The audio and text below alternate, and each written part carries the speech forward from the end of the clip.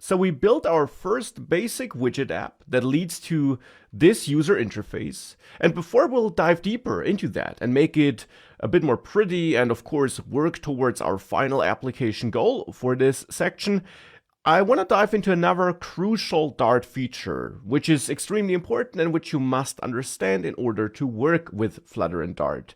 Because of course, this section is not about building the final app as quickly as possible, but about learning all these important Flutter and Dart fundamentals. And one important fundamental Dart concept that you must understand is the concept of types, because Dart is a so-called type-safe language, which in the end means that all values you're working with are of certain types.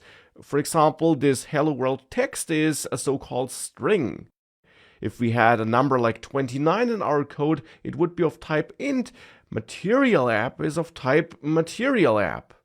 And actually, there's not just one type per value, but instead values are typically of multiple types. For example, this hello world text is not just of type string, but also of type object.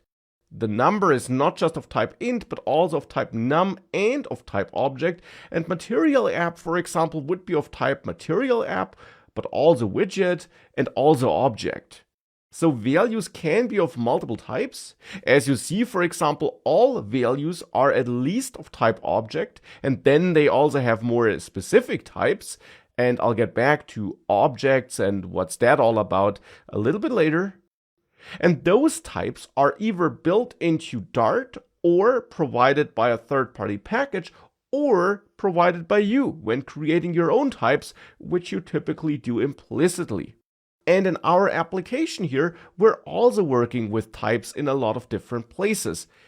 But why does this type feature even exist? Why does it matter that this text is technically of type string? Which you, by the way, can also see if you hover over it, because then the code editor shows you some information about the thing you hovered over, and that always also includes the type of that value. For example, here string. For a material app, it's a bit harder to see, but here the type annotation would be this thing in front of this material app function argument information. But why does this type feature exist? It exists and it's enforced by Dart to make sure that you're never accidentally using the wrong type in the wrong place. For example, you might want to display a number on the screen, and therefore you could replace hello world with that number. But you would see that here in my code editor, I'm now getting an error. When I hover over this, I learn that here in the end, I can't provide a value of type int, which is that number type, which you just saw a couple of seconds ago on the slide, to a parameter that actually wants a string, so that wants some text.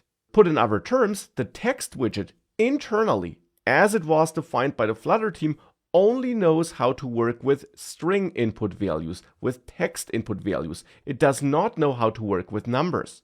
Of course, you could argue that displaying a number on the screen should be possible, and it is if you convert this to a string by wrapping it with quotes, which in the end is what those quotes really do. They create a so-called string, text. But of course, numbers are a special case. What if I would pass a material app widget here?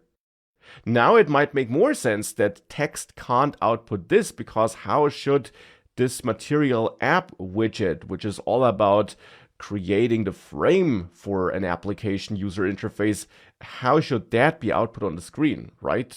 How should that be treated as text? And to make sure that the text widget doesn't have to guess what it should do with its input values and how it should output those values as text, the Flutter team built the text widget simply such that it only accepts text, that it only accepts strings to be precise. And you can also see that if you hover over it to get more information about it, here you see that first argument, the only positional argument, positional parameter wanted by the text widget, which is that parameter we're setting with that first value we're passing between those parentheses. And here you see this annotation in front of data. Data is simply the parameter name, but the annotation in front of it is the type that's expected for this parameter. And if you would create a custom function, which you want to use somewhere else in your application, you could also add such type annotations to make sure that you, for example, only accept numbers, so-called integers, if you use the int value here. So that, for example, if you would pass some text here to this function, you would get an error because your function might not know what to do with text. It wants numbers, to add them as numbers, not to combine them as text.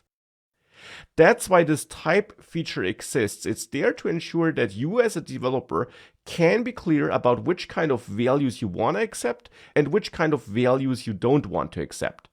For example, the runApp function, which we're using in our code, wants a widget as its first and only argument. So a value of type widget. And it turns out that material app, which is in the end the value we are passing to runApp, is such a widget. And here for the text widget, we should of course go back to a real text. So that's the idea behind types. And in Dart, types are everywhere, not just in the parameter lists of functions. For example, this thing in front of main, this void thing, is also a type. It's the so-called return value type of the main function, but that is something we'll get back to later in the course once we actually have functions that do return something. Now, as mentioned, you can build your own types, and you also get many types by third-party packages, but Dart also ships with many built-in core types. Of course, you might not understand all of them just yet. You will see all of those and many more in action throughout this course, though. For the moment, the most important takeaway is that this types feature exists so that you can't work with the wrong types in the wrong places.